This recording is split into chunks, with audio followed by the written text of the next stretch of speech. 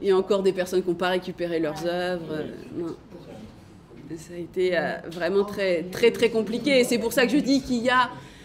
Et c'est pour ça qu'il ne faut pas jeter le bébé avec l'eau du bain, si vous voulez. C'est-à-dire qu'il y a effectivement tout cet aspect de désorganisation, tout l'aspect effectivement un peu de flop pour certaines choses, tout ce problème effectivement que les artistes n'ont pas récupéré leurs œuvres. Mais en même temps, il s'est quand même passé quelque chose. Il y a quand même eu vraiment des artistes qui sont venus du monde entier. Il y a quand même eu un véritable festival qui s'est passé avec une volonté de participation et une parole des artistes qui est vraiment très très riche, avec des spectacles qui étaient très riches. Et par exemple, Marendao, quand il a fait venir des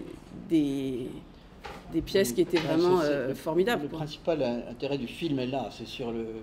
Enfin, tous ces artistes passent leur vie à réfléchir quand même.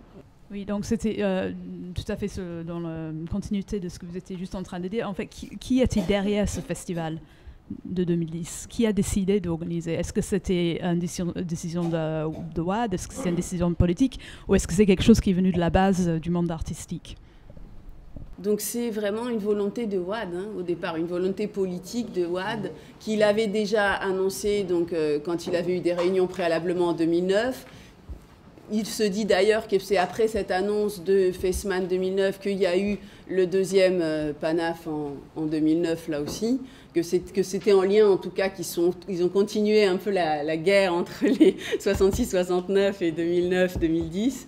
Donc ça a été comme ça et c'est vraiment une volonté politique et c'est ce qui a été fortement reproché à Wade, c'est d'avoir dépensé l'argent qu'il n'avait pas pour redorer son blason et être réélu. Parce qu'à l'époque il y avait déjà un mouvement populaire important, notamment chez les rappeurs, etc., qui contredisait, tout le monde l'appelait le vieux et bon, il y avait un côté comme ça un peu...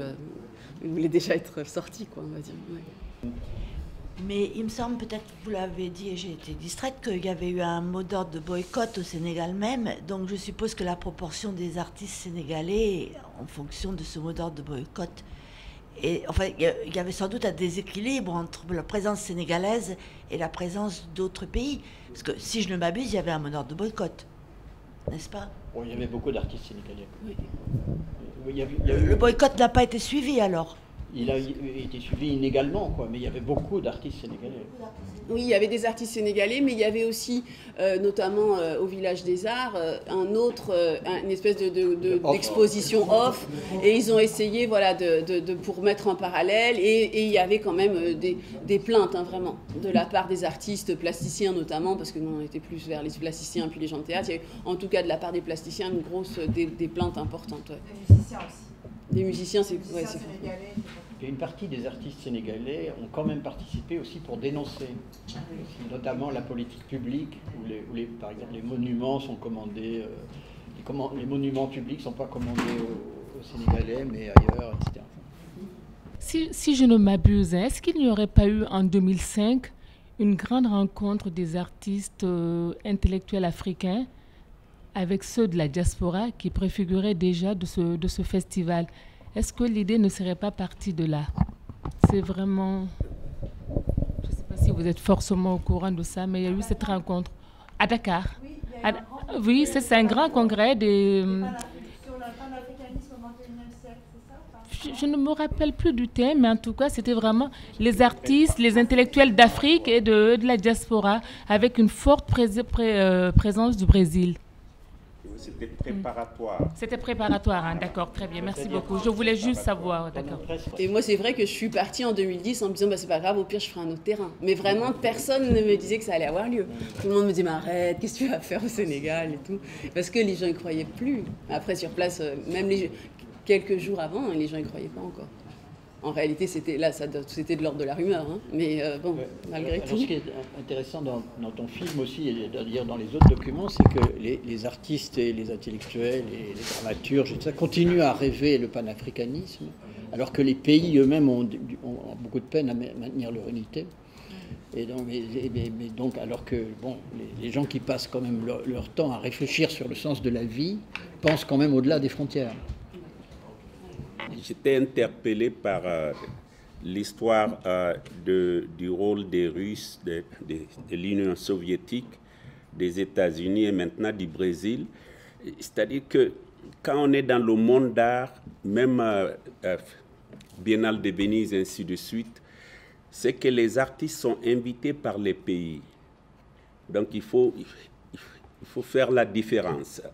Et comme je pense que ça a sauté à l'œil parce que c'est la France qui organise les choses en général en Afrique, et tout d'un coup on voit les Russes dans un bateau, on voit les Américains, mais c'est ce qui se passe partout dans le monde.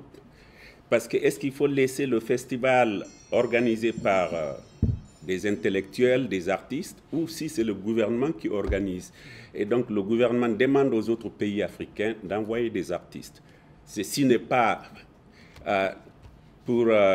contre la critique des gouvernements. Parce qu'il y avait Catherine Denham à Dakar en 1966, qui était à gauche, qui a organisé pendant une année la préparation, mais qui a disparu pendant le festival parce qu'elle avait le discours de la gauche. Et donc, oui, et parce qu'il y avait la guerre froide, les Américains étaient critiqués pour le racisme contre les Noirs américains. Donc, ils ont pas seulement fait des festivals, mais ils ont fait la voix de l'Amérique. Et ils ont commencé, moi je suis allé en Amérique parce que quand j'étais jeune à Bamako, j'ai vu Junior Wells, j'ai vu tous les Américains qui venaient danser, c'est le département d'État qui les a menés. Mais nous, on écoutait la musique. Donc cet impérialisme culturel était là, et si on suit ça comme pour critiquer l'art, le problème est que James Baldwin et tous les gens qui publiaient à Paris ici, écrivaient dans un journal de la CIA. En counter. Donc il faut qu'on essaie de comprendre la situation un peu.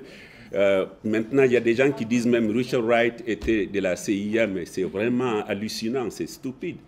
Parce que c'est l'homme qui était le plus à gauche pour moi et qui nous a aidé à penser contre l'Amérique.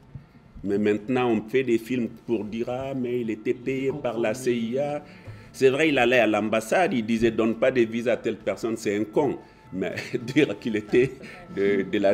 Donc il faut vraiment faire la différence entre les gouvernements et les individus et l'art et comment ça se passe, parce que c'est très complexe. Juste rajouter à ce sujet-là que c'est quand même une des distinctions par rapport à Dakar 66, c'est que là, c'était un espèce de mixte. C'est-à-dire qu'on avait des curateurs vraiment, qui ont vraiment choisi certains artistes, mais en même temps, pour certains cas, comme le Brésil, c'est eux qui ont décidé, et pour certains pays africains, notamment au niveau de la danse ou des choses comme ça, c'est les gouvernements qui ont décidé, mais pour d'autres choses, il y a quand même une politique éditoriale. C'est pour ça aussi que je vous ai montré Omar Endao, parce qu'il avait vraiment choisi certains spectacles, surtout en théâtre. Une bonne partie des beaux-arts ont été constitués au service des aristocrates et des nobles de la cour. Bon, ça ne signifie pas que Velázquez était l'équivalent des Habsbourg. Enfin, donc il faut faire la part des choses, effectivement. Et alors, parce que très facilement, on verse dans des théories du complot. Et donc, un certain nombre d'entre nous aussi, parfois, ont été invités à l'étranger et puis ont été surpris d'apprendre qui avait payé, quand même, aussi. Les mouvements culturels et de subventions pour la culture, c'est souvent très complexe, quoi. Pour continuer sur des choses d'organisation du festival et sur... il y avait en effet les enjeux Est-Ouest, mais par exemple, le festival de cinéma était organisé par l'État italien. Donc ce qui est intéressant aussi quand on décortique... c'est que Sam Ben, qui avait été formé en Union soviétique, va aussi projeter ses films à Dakar, va recevoir le prix spécial, que le film Les Statues meurent aussi, qui est un film culte donc en France, etc., qui a été produit par Présence africaine, était présenté à Dakar comme un film sénégalais. Enfin, à chaque fois, on peut... Interdit pendant 20 ans. Interdit pendant... Mais interdit en France ici. Oui, en 53, en France, exact, et qui a été donc diffusé. Après, il y a vraiment une relecture tout à fait intéressante que par exemple sur le programme initial, donc Myriam Makeba qui a toujours dit j'ai pas voulu aller à Dakar, en fait, en gros quand même 2 semaines avant Dakar, elle était censée venir, donc elle est dans le programme, on l'a mis d'ailleurs. Ça c'était un peu une private joke pour les gens qui connaissent le débat, parce que beaucoup de gens du coup ont cru qu'elle était venue. Bon, mais elle était prévue et on ne sait pas vraiment pourquoi elle a refusé. Alors, c'est pour des raisons politiques certainement, mais pourquoi elle savait à qui elle avait... Enfin, il y a plein de choses comme ça à relire, pas sans jugement ou autre chose. Hein, mais...